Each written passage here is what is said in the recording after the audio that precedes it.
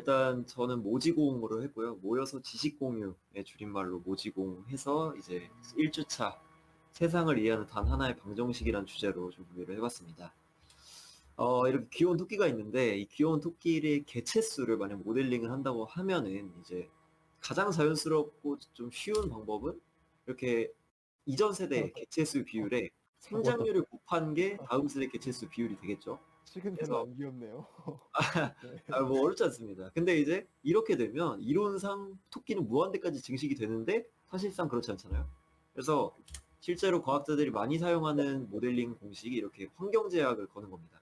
1-xn. x는 이제 개체수 모집단의 이론적인 최대값을 백분위로 표현한 거기 때문에 0부터 1 사이의 값이 나오고요. 그래서 이제 x 곱하기 1-x. 이거는 저희가 고등학교 수학, 중학교 수학 때도 많이 봤던 이차함수의 그래프를 그리고 있고, 그리고 R이 아까 말했던 그 생장률을 의미합니다. 그래서 실제로 이렇게 해서 모델링을 많이 하는데, 이렇게 되면 이제 오랜 세대를 거치면 개체수가 어떻게 되는지가 사실 저희가 가장 궁금한 부분이고, 그 부분에 대해서 이제 실제로 이제 이 그래프를 그려서 한번 보면은, 이렇게 초반에, 이때는 이제 가정을 하기를 생장률을 2.6으로 두었고요. 그리고 x제로, 그러니까 초기 값을 0.4라고 두면 이렇게 초반에 증가했다가 일정한 값으로 수렴하는 모습을 볼 수 있습니다. 개체수 자체를 증가시키거나 감소하는 것은 그렇게 크게 문제가 안 되는데요. 실제로 0.4에서 0.1이 되면 처음에 작았던 값이 다시 같은 값으로 수렴하게 되고 0.9면 높았다가 환경제약에 의해서 낮았다가 다시 이렇게 수렴하는 모습을 볼 수 있습니다.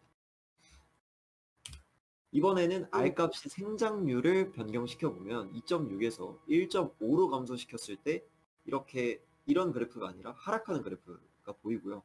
실제로 1보다 작은 값을 R을 선택을 하게 되면 그 생물은 멸종하게 됩니다. 그래서 여기서 좀 알 수 있는 거는 사실 인간이 지금 이 루트를 타고 있어가지고 언젠간 멸망하게 될 것 같은데 일단은 지금 여기서 말하고자 하는 건 그것이 아니기 때문에 R값을 줄이면 이렇게 감소한다는 겁니다.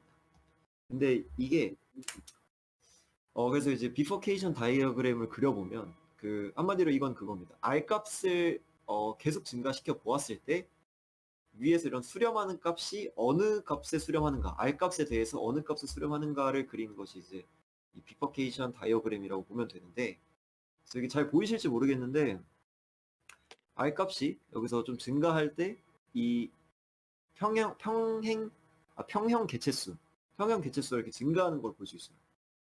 앞서 봤던 것처럼 증가하겠죠.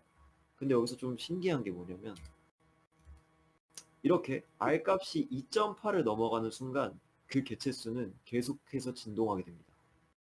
3000년 직전의 값에서 두 개의 값을 진동하는 모습을 보이고요.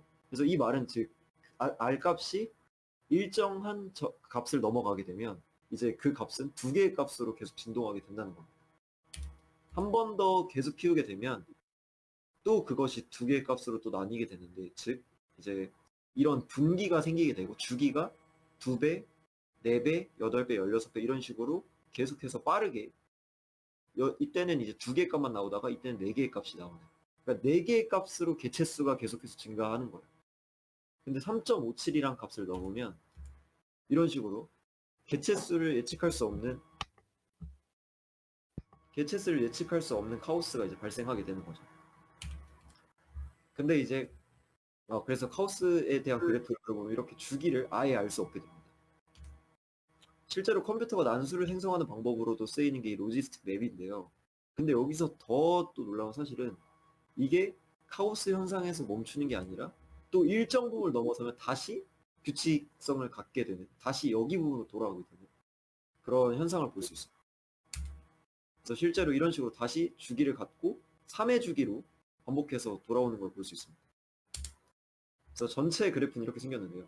그래서 이 그래프를 보면은 사실 이렇게 볼 수 있을 것 같아요. 여기서 이 부분이 이 부분으로 반복되고 이 부분이 다시 이 부분 반복되고 카오스가 일어나고 이 전체 부분이 다시 반복되는, 그래서 이거를 수학 용어로 프랙탈이라고 하는데 그 프랙탈이 계속해서 반복되는 거를 볼 수 있습니다. 그래서 이제 이걸 듣고 있는 이제 여러분은 이제 그래서 어쩌라고 라고 생각할 수 있을 것 같은데 한 가지만 더 일단 말을 해볼게요. 망델브로 집합이라는 게 있습니다. 망델브로 집합은 이 식이 있는데 복소평면, 그러니까 이제 이미지너리 파트랑 리얼 파트가 있는 거죠.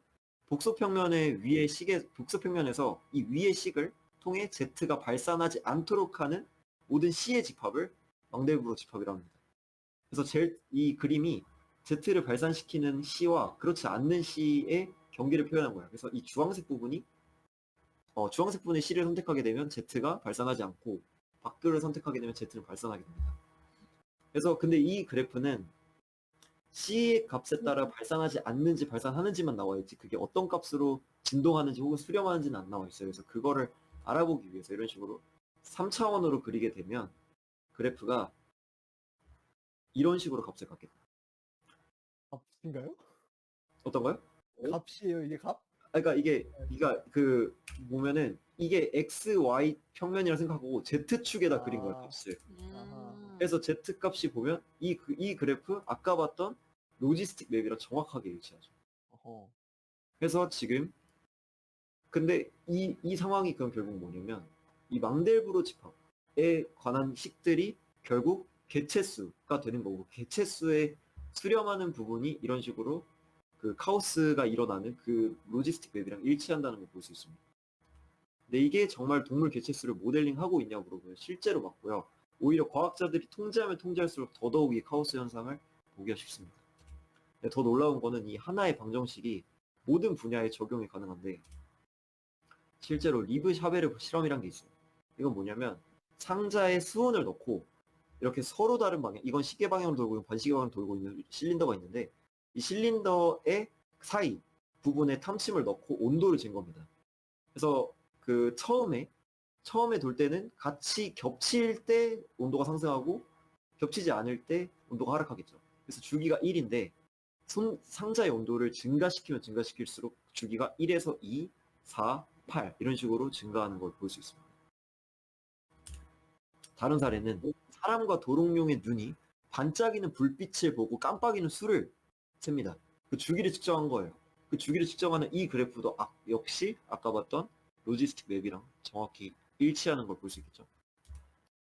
또 다른 사례는 토끼의 심장을 세동시키는 약물을 투여합니다. 세동이라 하면 이제 심장 박동을 불규칙하게 만드는 거를 세동이라고 하는데 토끼의 심장을 세동시키는 약물을 투여했을 때 이 심장 박동을 이제 이렇게 수치 그래프로 그렸어요. 그때 주기가 1에서 2배가 되고 그 2배가 4배가 되는 걸 볼 수 있죠. 그러고 나서 불규칙으로 변합니다. 근데 이제 여기서 더 나아가서 로지스틱 맵을 따른다라는 것을 이용하여 오히려 이번에 불규칙이 됐을 때 어느 타이밍 때 전기 신호를 주우면 다시 정상 범위로 돌아올 수 있는 것까지 계산하는 데 성공합니다.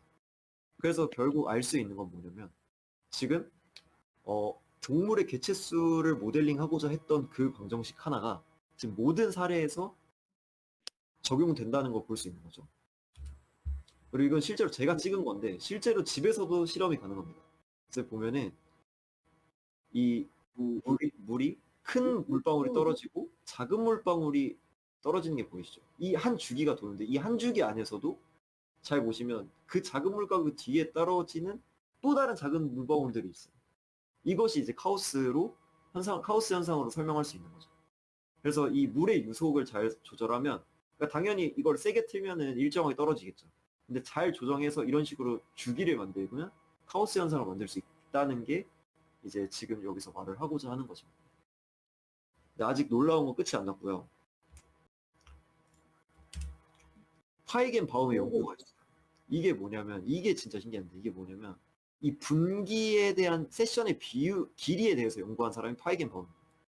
이 파이겐바움이 연구한 결과 이 분기의 비율이 4.669로 일정합니다. 그러니까 한 분기가 시작해서 다음 분기가 나오기 전까지를 B라고 하고 그 다음 분기부터 그 다다음 분기까지 나오기 전을 A라고 한다면 B를 A로 나눈 값이 어느 분기에서나 4.669로 귀결됩니다. 하나의 값으로. 여기서 2배, 4배, 8배, 16배로 빨라지지만 4.669로 일정하다는 거죠. 근데 더 놀라운 건 굳이 이 방정식이 아니어도 그저 그냥 둥근 곡선만 있으면 무엇이든 카오스 현상을 만족시킵니다. 그래서 예를 들어서 그 다음 세대의 개체수가 이거고 현재 개체수가 xn일 때 사인 함수는 당연히 둥근 부분을 갖죠. 이렇게 생긴 방정식도 똑같이 카오스 현상을 만족시키고 이때의 분기 역시 4.669라는 파이겐바움 상수를 만족합니다. 그래서 이것을 통해서 좀 저는 생각한 게 이제 신이 만약 존재를 해서 이 세상을 창조했다면 신의 언어는 수학이 아닐까. 왜냐하면 이게 말도 안 되는 게 계속 하나의 값으로 모든 게 우연하게 일치하게 떨어질 리가 없잖아요. 이 모든 사례에서 이제 이 방정식 하나가 앞에서 설명한 로지스틱 방정식 하나가 이 세상에서 일어나는 어떤 현상들이 그냥 주기를 갖고 랜덤하게 이루어진다고 생각했던 그 현상들이 사실은 하나의 그런 관계성을 띠고 있다라는 게 이번 발표에 좀 말씀드리고 싶었던 내용이고, 그래서 네, 출처는 여기서 나오고요. 그래서 이상 오, 첫 번째 모지공 발표 마치도록 하겠습니다. 그렇습니다.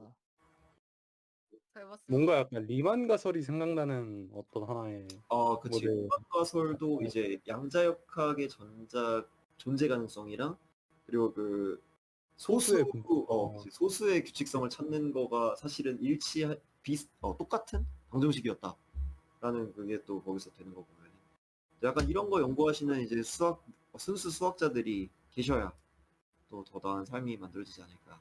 네, 그런 생각이 듭니다. 흥미롭네요. 다음이 나였나?